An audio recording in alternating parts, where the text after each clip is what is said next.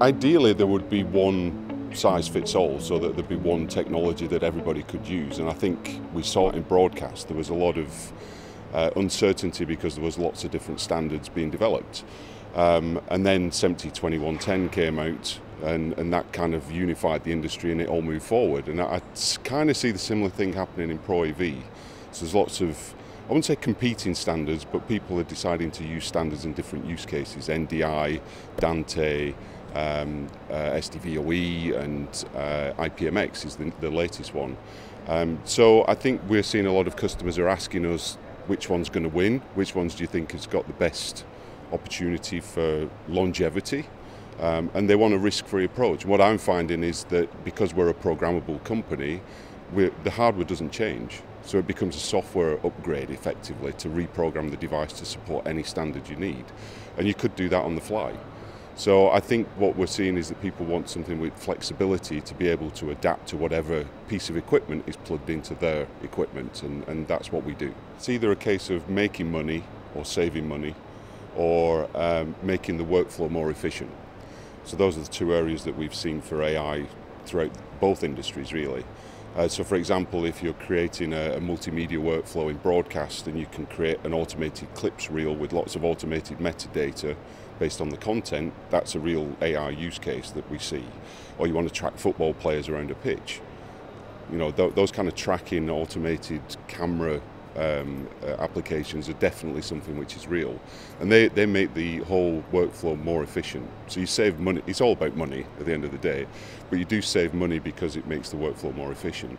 In Pro AV it's similar, but there's slightly different areas like digital signage applications where they can do targeted advertising, and you can watch, you know, what people are doing and interacting with the screens. You can monetize that as advertising data. People love that kind of stuff. So, and collaboration is kind of workflow efficiency again, where you're trying to automate room setup. If you're walking into a meeting room and the camera doesn't see all the people in the room, and it can detect that and change the environment, it makes it more efficient as a workplace. So there's lots of environments where we play. And I think what we've seen with AI is that the hype is kind of fizzled out a bit. It's not just the AI piece that people want. They just want a veneer of AI on top of their existing multimedia pipeline.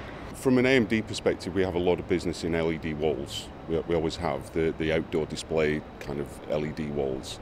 But as the resolution of those has increased over the years, we're at a point now where it's so realistic and you can get quite close to the walls and not see the LEDs anymore, that it becomes a virtual environment that you can play with. So it could be in a small production, like you're saying, where you can be very creative. You know, it becomes a much more engaging and real, immediate production that you can create.